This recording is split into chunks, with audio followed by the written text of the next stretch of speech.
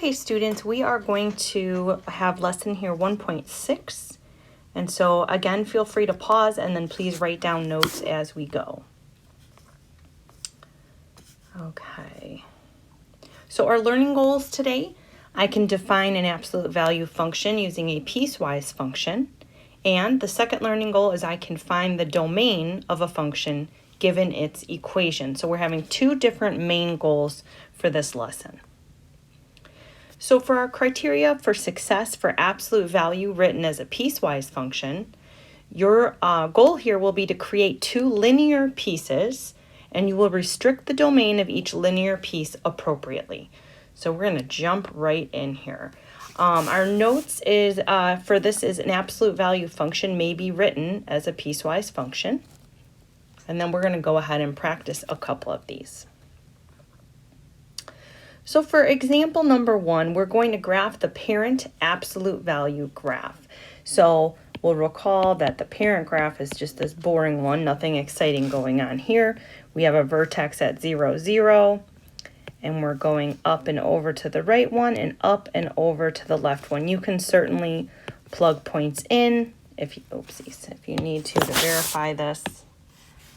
I'll try to make this nice and straight. Okay. So we want to write this as two different linear pieces. So we think about this as one of the pieces, and then we can think about this other one here as the second piece.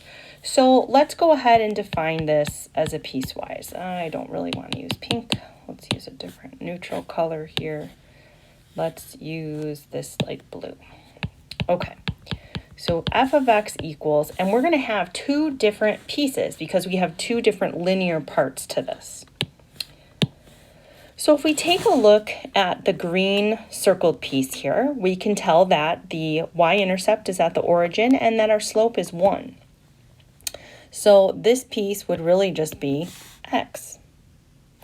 And we can say that we will use this from 0 all the way to infinity, and that would be our restricted domain. Okay, now if we look at the pink piece, we can tell with the pink piece that we are starting again at the origin. That's my initial value, and the slope for this one is -1. So this is negative x, and our restricted domain here would be negative infinity to 0, including 0. Now, you should be thinking of the question right now, how do I know that the green, the right half here, has a parenthesis on 0 and the pink has a bracket on 0? This is totally your choice. You're not going to have them both be a bracket. One should be a bracket and one should be a parenthesis because we see that this point is filled in.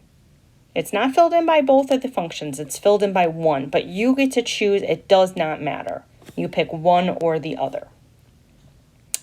Okay, so given a graph of an absolute value, so here's what you're going to see. I'm going to give you a graph, and your job will be to write it as a piecewise function.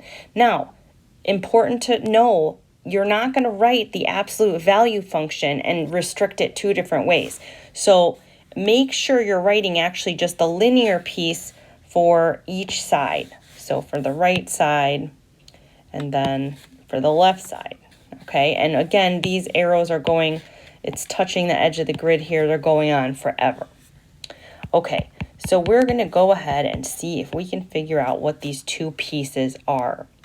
So let's write down a couple of important parts. First of all, the vertex. So we have a vertex here at -5, -1. So that's important to note that that is a point actually that both of these linear pieces share. The other thing we want to look at is our slope. So if we want to see where, let's say we have this as a really good point, and then we want to find another good point. So I'd say here, that's a pretty nice point.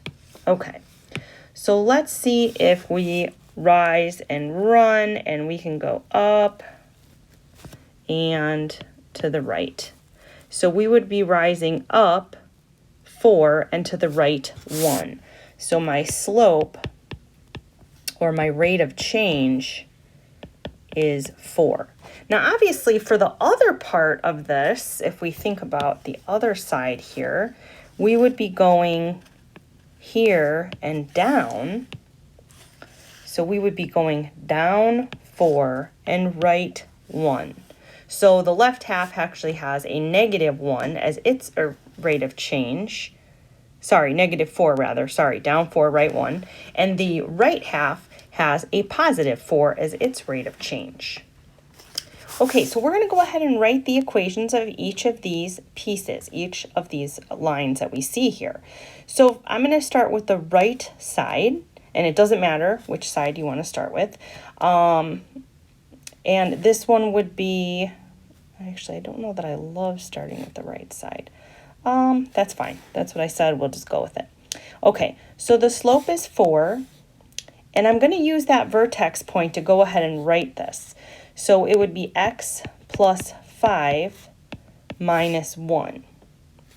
So you can pick any point to be able to do that with. And then after that, we're going to put the restricted domain, and I'm going to put from, let's see here, we're at -5.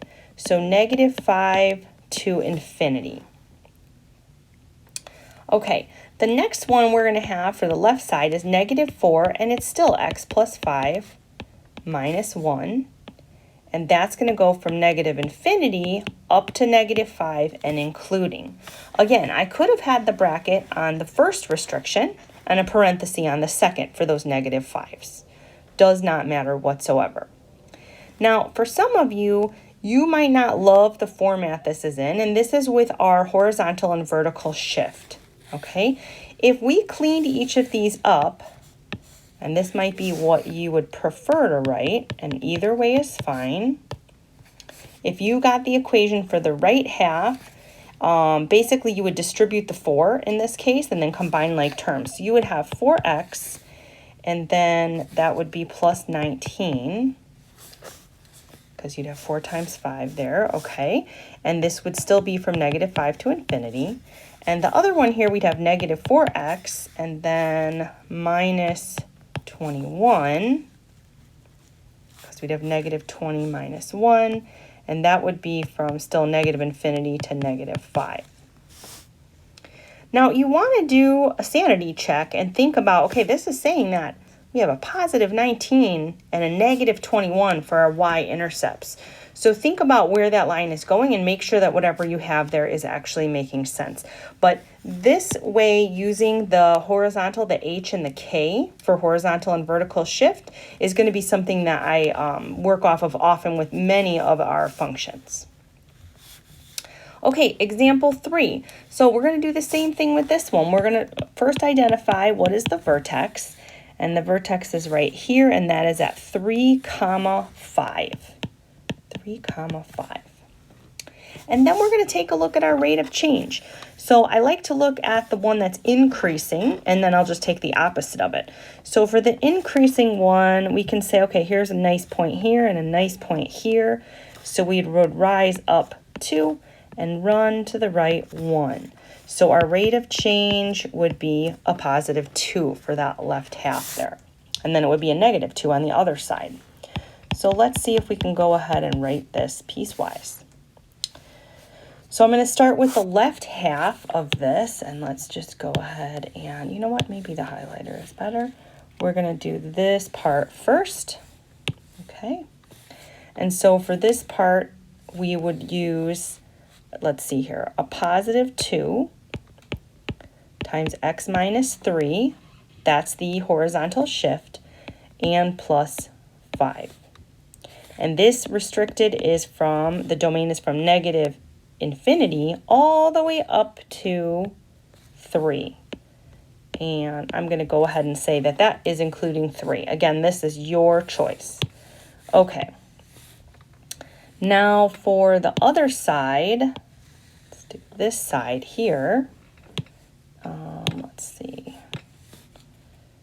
So, and I'm sorry I'm using a different color. Hold on a second. Let me see if I can do this. Oh, okay. And let's go with pink so I match. Okay, so now we're going to go ahead with the right side with the blue. And so this has, we can see it's decreasing. So if we think about that trend of that line, we have a -2 for our rate of change, it's still x minus 3 plus 5. And this will be from 3 to infinity. Notice we have the bracket on the 3 above and the parenthesis on the 3 below. There is a point that is filled in. So if we look here, this point is a valid point, but it is only going to be in the restricted domain of one of the two pieces. Now again, if you would prefer to clean this up, you can go ahead and try that. And so this would be 2x minus 1 from negative infinity to 3, still including 3. And the next one would be negative 2x plus 11, and that's from 3 to infinity. Okay, now you can see right here, you see that negative 1 for the y-intercept for the pink or the top part, and that's what we see right here as well. So many of these are not going to cross at a really nice spot. So you'll have to go ahead and, again, just use your H and K from any given point. I typically use the vertex because it's the same for both pieces. And you can just go ahead and put those horizontal and vertical shifts right in. Okay, the next thing we're going to talk about is domain without using a graph. So here are the steps we're going to take. We're going to test all the ends of the functions. And we're going to see what happens with the outputs. And that's going to determine the type of discontinuity. And then we're going to look at what happens from left and right of the said input. So let's take a look here. This is our given function. So we have a linear piece for the first part. So we have our linear here. We have a quadratic, and we have a rational. So those are our three pieces, and we see our restricted domain. So let's talk about if we have an input of, let's look at our edges here. So let's put an input of 5, and let's see what happens. Okay, so if we put in an input of 5 into that first function, we'll have 2 times 5, which is 10, but this is open, okay, and that's using this first function, okay, and then let's change this to blue.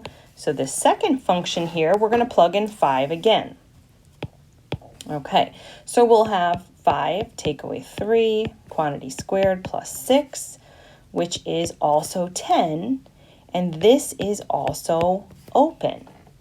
So when both edges of these pieces are open at the exact same spot, this tells me that we have a removable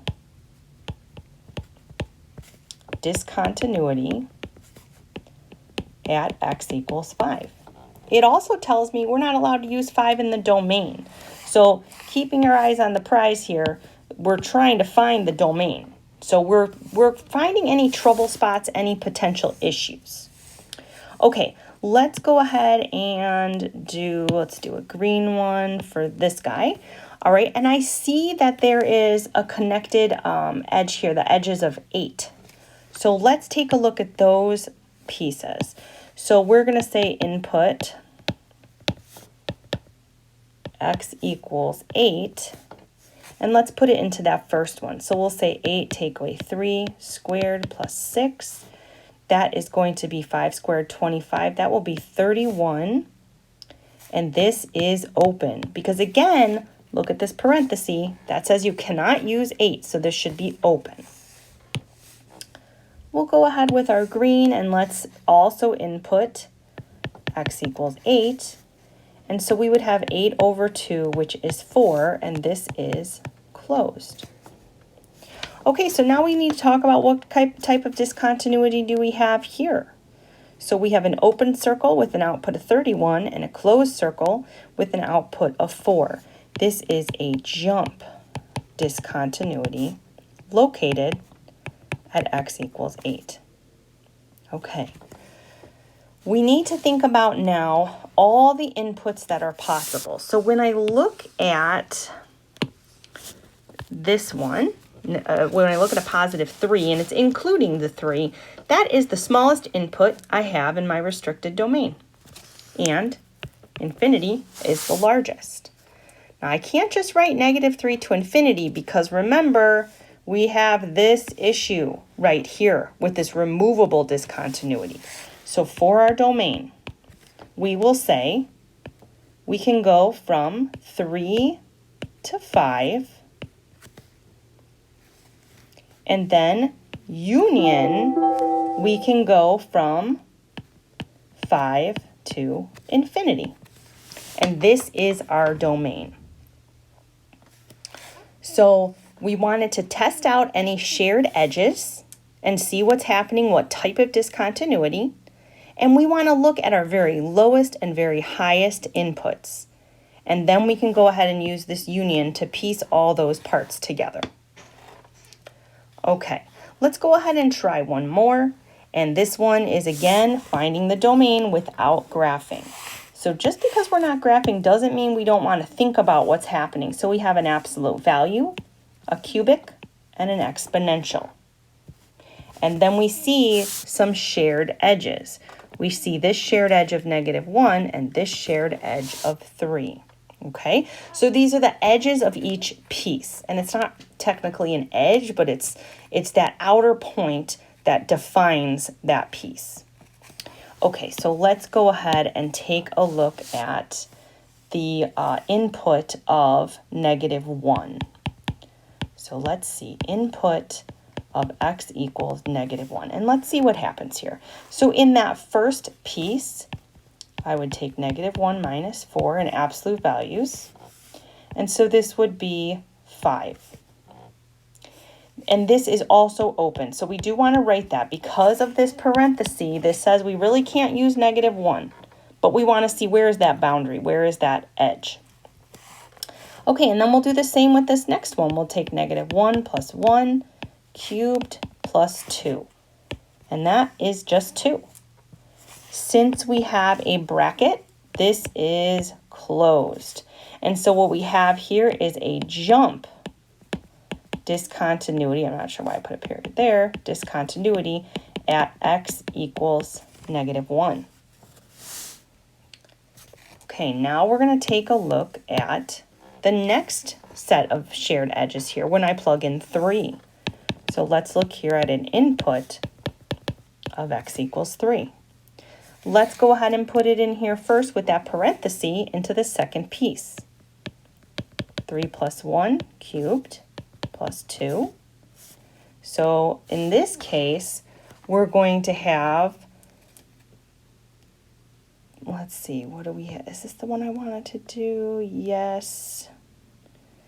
So we have 64 plus 2, which is 66, making sure I'm on the right part here. And then we'll plug in the 3 here. And in this case, we will get 8. Now these are both open.